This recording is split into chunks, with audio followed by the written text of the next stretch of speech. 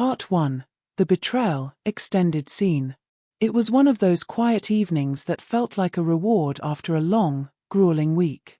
The house was unusually still, an uncommon silence filling the air as the kids were spending the weekend with their grandparents.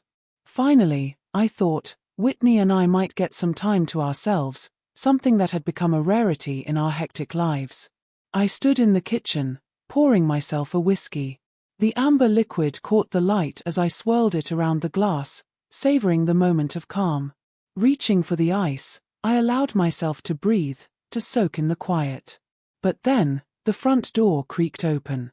I froze, the ice cubes slipping from my hand and clattering into the glass. It was late for visitors. Too late. The silence was shattered by the heavy clunk of boots on the hardwood floor, boots I recognized all too well. Nathan, my younger brother, always made an entrance. His footsteps were slow, deliberate, and filled with a weight that unsettled me. I turned around to see him standing there, leaning casually against the doorframe with that cocky grin of his, the one that always suggested he was one step ahead of everyone else. "Nathan," I called out, the surprise evident in my voice. "What brings you here at this hour?" He didn't answer right away, just stared at me with a smug expression that had my stomach churning. There was something off about him, something in his eyes, a darkness I had never noticed before. "Just thought I'd drop by," he finally said, his tone too casual, too easy. But there was an edge to it, a sharpness I couldn't quite place. I studied his face, searching for any clue as to why he was here. Something wasn't right. "You want a drink?" I offered, trying to keep things normal, though the unease was growing in the pit of my stomach. I gestured to the bottle in my hand. Nathan shook his head, a strange, almost cruel smile playing on his lips. "Nah," he said, his voice suddenly hardening. "I'm not here for that." The way he said it, the coldness in his tone, made my blood run cold. My smile faltered, and I set the bottle down on the counter, my heart beginning to race. "What do you mean?" He took a step closer, his entire demeanor shifting from casual to menacing in a heartbeat. "I came here to spend the night with your wife," he growled, each word landing like a punch to my gut. "She promised me she'd satisfy me. All night long." For a moment, I couldn't breathe. I couldn't think. The words hung in the air between us, their meaning slowly sinking in. What the hell was he talking about? My mind raced, trying to make sense of the situation. "What the fuck are you talking about?" I finally managed to say, my voice rising with a mix of anger and disbelief. This had to be some kind of sick joke. Nathan didn't flinch, didn't even blink. "You heard me. She's mine tonight. And there's nothing you can do about it." Before I could respond, I heard the soft creak of footsteps on the stairs. My heart pounded in my chest as I turned toward the sound, dread curling in my stomach. Whitney appeared at the top of the stairs, moving slowly, deliberately. My breath caught in my throat when I saw what she was wearing, a slinky red lingerie set, something completely out of character for the woman I thought I knew. Her eyes locked onto mine, but there was no warmth in them. No recognition. Just a cold, calculating malice that chilled me to the bone. She stopped at the bottom of the stairs, crossing her arms over her chest, and smirked at me, a cruel, twisted version of the smile I had once loved. "He's right," she said, her voice dripping with venom. "You pathetic loser. Don't you dare interrupt us, or he'll break your jaw." The words hit me like a freight train, leaving me reeling. This couldn't be happening. This wasn't my wife, this wasn't the woman I had spent 15 years of my life with, the mother of my children. "Whitney, what the hell is going on?" I asked, my voice trembling with a mix of fear and desperation. She didn't answer right away.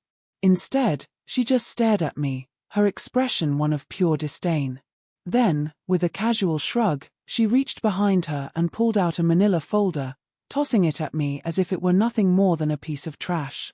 It hit the floor with a dull thud, and the papers inside spilled out, scattering across the hardwood. "By the way," she said, her tone flat, almost bored. "I've been lying to you for years. I only stayed because of your money. And guess what? Your kids aren't even yours. They're Nathan's. You've been raising your own nephews, you fucking idiot. Her words were knives, each one slicing deeper into me than the last.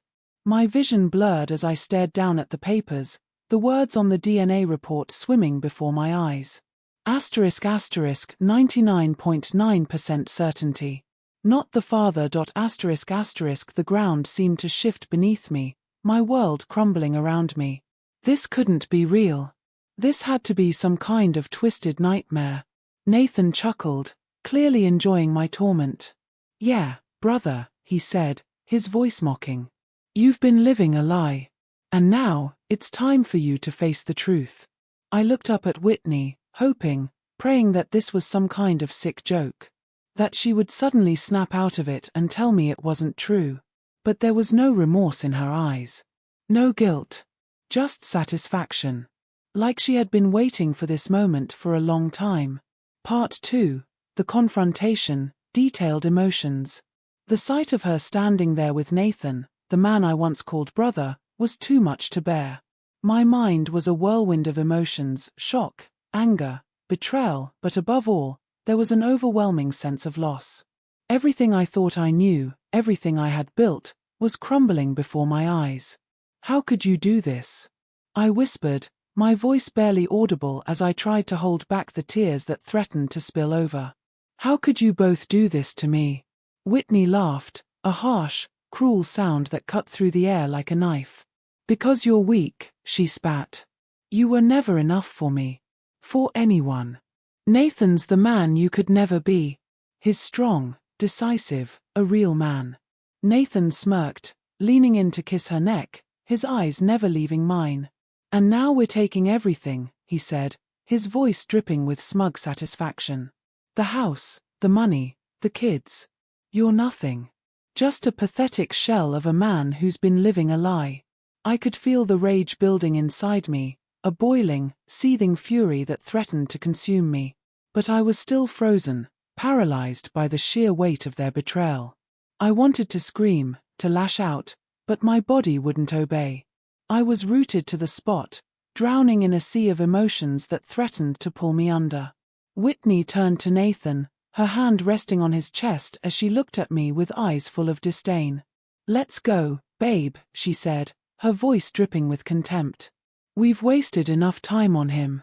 Without another word, they turned and walked upstairs, heading toward the bedroom that had once been ours. I watched them go, my heart pounding in my chest, my mind screaming at me to do something, anything, but I couldn't move. I couldn't think. As the door to the bedroom clicked shut, something inside me snapped. Part 3, the breaking point, expanding the inner conflict. I fell to my knees, my eyes fixed on the papers scattered around me. The words paternity test and 99.9% mocked me from the page, each letter a cruel reminder of the life I had been living. My life, my marriage, my children, it had all been a lie. It was over. Everything was over. But as I knelt there, staring at the damning evidence, a new emotion began to rise within me. It wasn't sadness. It wasn't despair. It was something darker. Something far more dangerous. Revenge. They had taken everything from me. My love, my trust, my family. They had reduced me to nothing, a fool in his own home. And for what? To satisfy their twisted desires? To humiliate me? No. I wouldn't let them get away with it. They couldn't just destroy my life and walk away unscathed. They had underestimated me, thought I was too weak, too soft to do anything about their betrayal. But they were wrong. I staggered to my feet, my legs barely supporting me as I stumbled toward the door.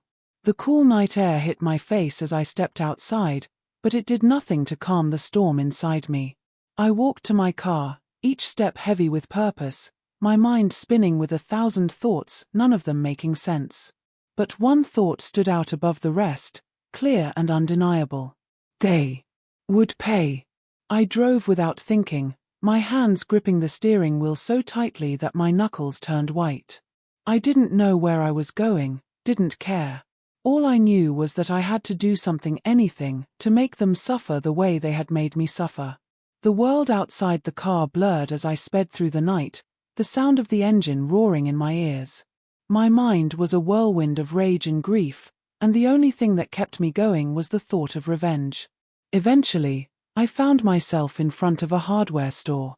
The neon sign buzzed faintly in the night, casting an eerie glow over the empty parking lot. I didn't hesitate. I got out of the car, walked inside, and picked up the first thing I saw, a crowbar. The weight of it in my hands felt strangely comforting, as if it was the key to unlocking the rage that had been building inside me. I paid for it without a word, the cashier barely glancing at me as I handed over the money. He didn't know what was coming. None of them did. But I did.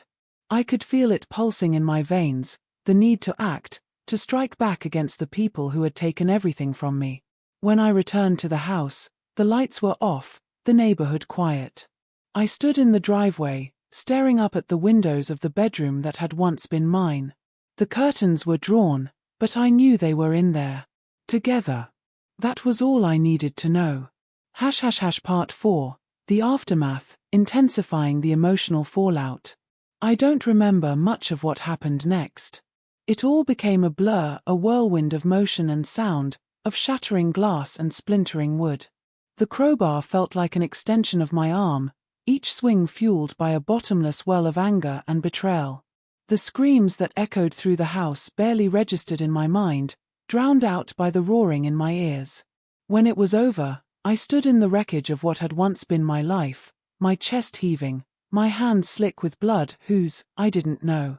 I could hear the faint sound of sirens in the distance, growing louder with each passing second. But I didn't care. Let them come.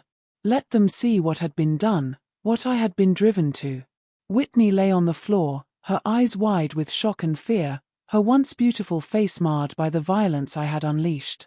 Nathan was slumped against the wall, blood pooling around him, his cocky grin wiped away for good.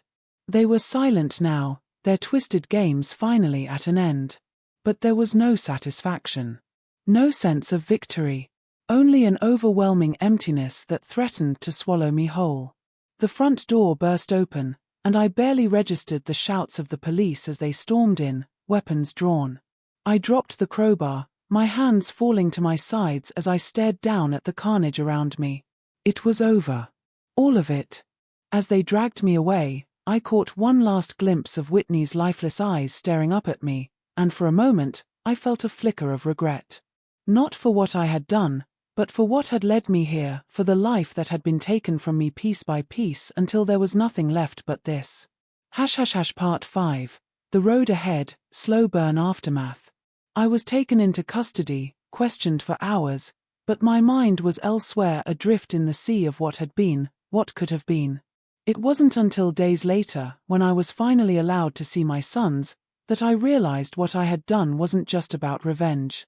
It was about protecting them from the lies, from the deceit, from the twisted game that had been played at their expense. As I sat in the cold, sterile room, watching my boys through the glass, I knew that whatever happened next, whatever punishment awaited me, I had to make sure they were safe. That they would never be tainted by the darkness that had consumed me. They looked so small, so fragile, and I wanted nothing more than to hold them, to tell them that everything would be okay. But I couldn't. Not anymore. The choices I had made had taken that away from me. So I watched them, memorizing every detail of their faces, their smiles, knowing that this might be the last time I ever saw them. And as they were led away, the tears I had been holding back finally fell, each one a testament to the man I had once been and the man I could never be again. Part 6, New Beginnings, Prolonging the Tension. The days that followed blurred together into an endless haze of legal proceedings, cold cells, and sleepless nights. I wasn't sure how much time had passed since that night. A week? A month? It didn't matter. Time had lost all meaning. All that mattered was keeping my boys safe. The trial was a spectacle, of course. The media painted me as a monster, a man driven to madness by jealousy and rage. But none of them knew the truth.